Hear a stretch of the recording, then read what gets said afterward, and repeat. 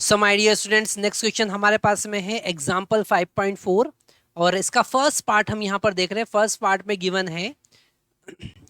में गिवन है यहाँ पर magnetic field lines show the direction at every point along which a small magnetized needle aligns at this point. Do the magnetic field line also represent the line of force of moving charge particle at every point? जैसा हम अगर electric line of force की बात करें, है ना, अगर हमने इलेक्ट्रिक लाइन ऑफ फोर्स की बात किया तो इलेक्ट्रिक लाइन ऑफ फोर्स के किसी पॉइंट पर अगर हम कोई चार्ज पार्टिकल रखते हैं तो वो चार्ज पार्टिकल इस इलेक्ट्रिक फील्ड की डायरेक्शन में मूव करना स्टार्ट कर देगा, वो इलेक्ट्रिक लाइन ऑफ फोर्स की डायरेक्शन में मूव करना स्टार्ट कर देगा।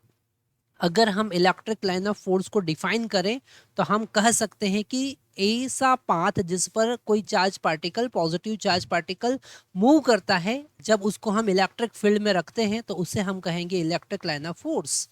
These are called electric line of force, path of positive charge particle plays in electric field. पर अगर हमने मैग्नेटिक लाइन ऑफ फोर्स की बात की, okay, magnetic line of force की बात की, तो वहां पर समझ में आता है कि कोई मैग्नेटाइज निडल अगर आपने रखा है ना, कोई मैग्नेटिक निडल अगर हम यहाँ पर रखते हैं तो वो मैग्नेटिक निडल इस मैग्नेटिक लाइन ऑफ फोर्स की डायरेक्शन में अलाइन हो जाएगी। इधर नॉर्थ पोल आएगा, इधर साउथ पोल आएगा। पर क्या चार्ज पार्टिकल भी ऐसा शो करता है? बिल्कुल गलत बात है, ऐसा नहीं होता है। अगर हम चार्ज पार्टिकल की बात करें और किसी मैग्नेटिक फील्ड में कोई चार्ज पार्टिकल हमने रखा है तो उस पर फोर्स जो होता है वो हमेशा हमेशा क्यू वी क्रॉस बी होता है। मतलब फोर्स इज ऑलवेज परपेंडिकुलर, आप लिखेंगे force is always perpendicular to the magnetic field. मतलब यहां पर अगर चार्ज पार्टिकल का डायरेक्शन मैग्नेटिक फील्ड की डायरेक्शन में तो होगा ही नहीं। ओके, जिस डायरेक्शन में वेलोसिटी होगा और चार्ज पार्टिकल पर जो फोर्स लगेगा इस मैग्नेटिक फील्ड के हमेशा कैसा लगेगा? परपेंडिकुलर लगेगा। ओके, कैसा लगेगा? परपेंडिकुलर लगेगा। और स्टेशनरी चार्ज पार्टिकल अगर हमने रख दिया है, वो मूव नहीं कर रहा, तो उस पर कोई फोर्स ही नहीं लगेगा। अगर यहाँ पर वेलोसिटी इज इक्वल टू 0 है तो फोर्स भी कितना होगा? 0 होगा, वो स्टेशनरी ही रहेगा। तो ये दोनों में डिफरेंस आपको समझना पड़ेगा। इलेक्ट्रिक फील्ड में फोर्स का डायरेक्शन चार्ज पार्टिकल पर इलेक्ट्रिक फील्ड की डायरेक्शन में होता है, पर मैग्नेटिक फील्ड में चार्ज पार्टिकल पर फोर्स का डायरेक्शन उसके परपेंडिकुलर होता है, वेलोसिटी के भी परपेंडिकुलर होता है। और यहाँ पर दोनों में डिफरेंस ये है कि मैग्नेटिक फील्ड में फोर्स तभी लगता है जब चार्ज पार्टिकल मूविंग होता है, और वो फोर्स का डायरेक्शन मैग्नेटिक फील्ड के और वेलोसिटी दोनों के परपेंडिकुलर होता है। तो ये कॉन्सेप्ट आपको यहाँ पर समझना है। यहाँ पर आंसर में भी जो एनसीईआरटी में आंसर गिवन है वो यही गिवन है। No, the magnetic force is always normal to the magnetic field. Okay, this is QV cross B. Okay, it is misleading to call the magnetic line of force as line of force.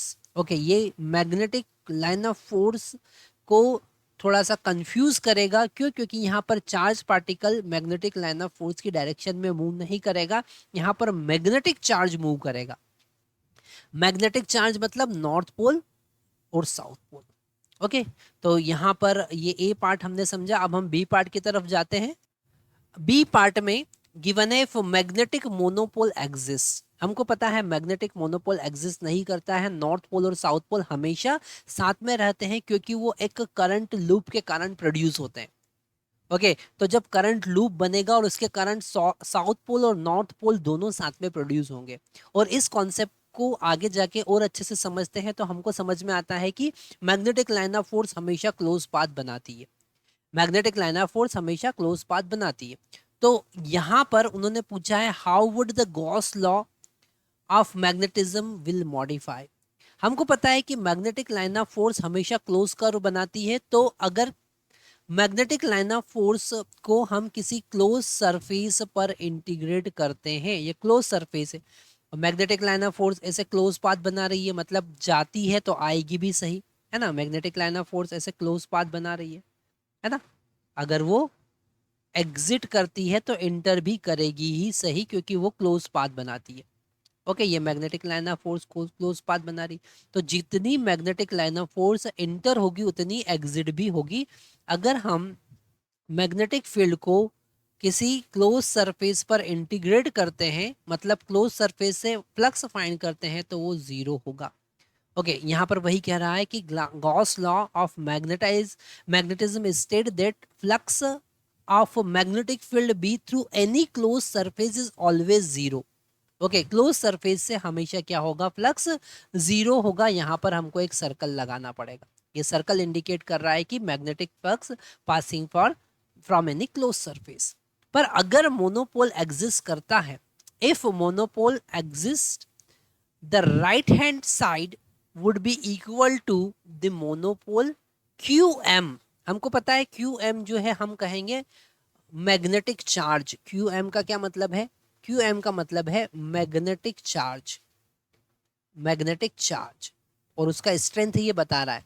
Okay, magnetic charge, इसका unit होता है ampere metre. Okay, तो QM enclose by S। Okay, हम यहाँ पर लिखेंगे mu naught, जैसे वहाँ पर Q बाय एप्सिलॉन नॉट होता है, यहाँ पर म्यू नॉट इंटू QM होगा। ये उसमें चेंज यहाँ पर आएगा। तो आप यहाँ पर समझ सकते हैं कि हमको उसको कैसे मॉडिफाई करना पड़ेगा, है ना। यहाँ पर जो हमारा गॉस लॉ होता है, वहाँ पर Q बाय एप्सिलॉन नॉट होता है, यहाँ पर म्यू नॉट इंटू QM होगा। तो ये बी वाला पार्ट भी बड़ा इंटरेस्टिंग है। ये हमको बताता है कि इलेक्ट्रिक फील्ड और मैग्नेटिक फील्ड में क्या डिफरेंस है, electric line of force, magnetic line of force में क्या डिफरेंस है, और इलेक्ट्रिक चार्ज की हम बात करें, है ना, इलेक्ट्रिक चार्ज की बात करें और मैग्नेटिक चार्ज की बात करें तो उसमें क्या डिफरेंस है। मैग्नेटिक चार्ज हमेशा डाइपोल के फॉर्म में ही प्रेजेंट होता है। नेक्स्ट हम सी वाला पार्ट सी वाला पार्ट हम यहाँ पर देख रहे हैं। क्वेश्चन में गिवन है, does a bar magnet exert a torque on itself due to its own field. क्या ये पॉसिबल है कि वो खुद के फील्ड जो प्रोड्यूस करता है, कोई करंट एलिमेंट खुद की फील्ड प्रोड्यूस करता है और खुद पर फोर्स लगा दे? ऐसा पॉसिबल नहीं है, ऐसा बिल्कुल भी पॉसिबल नहीं है। Does one element of current carrying wire exert a force on another element of same wire? ये पॉसिबल हो सकता है कि वो मैग्नेटिक फील्ड एक दूसरे एलिमेंट के कारण प्रोड्यूस हो और उसी करंट का जो दूसरा एलिमेंट है उस पर वो फोर्स लगा दे, ये पॉसिबल हो, पर खुद के कारण पॉसिबल नहीं है ना। यहाँ पर ऐसा पॉसिबल नहीं होता है, तो उन्होंने क्लियर लिखा है, no, there is no force और the torque on the element due to the field produce by element itself. खुद के कारण जो फील्ड प्रोड्यूस किया है, it cannot apply any kind of force, any kind of torque on the element itself, but there is a force or torque on an element of same wire। वो possible है, उसी wire का आगे का कोई element है, आगे थोड़ा आगे बढ़ते हैं वापस से नया एलिमेंट बनता है, वो पॉसिबल है क्योंकि वहां पर एलिमेंट अलग अलग हो गए, तो वो पॉसिबल है ना।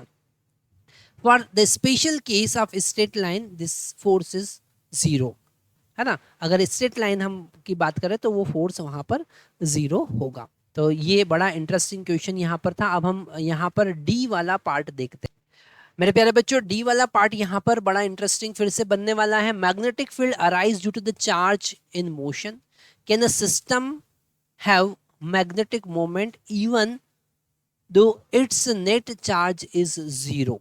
यस, ये पॉसिबल है। The average of charge in the system may be zero, है ना। अगर हम उसका एवरेज देखें, टोटल सम देखें, तो वो जीरो हो सकता है। Yet the mean of magnetic dipole due to the various current loop may not be equal to zero. जो मैग्नेटिक डाइपोल है उसका जो नेट मीन है वो जीरो नहीं होगा, पर टोटल चार्ज वहां पर जीरो पॉसिबल है। We will come across such an example in the connection with the paramagnetic material which atom has a net dipole moment through their net charge is equal to zero। वहां पर total charge zero है पर dipole moment zero नहीं है, तो paramagnetic substance magnetic behaviour show करते हैं, है ना। तो ये भी एक सिंपल सा एक कॉन्सेप्ट हमको एक्सप्लेन करता है।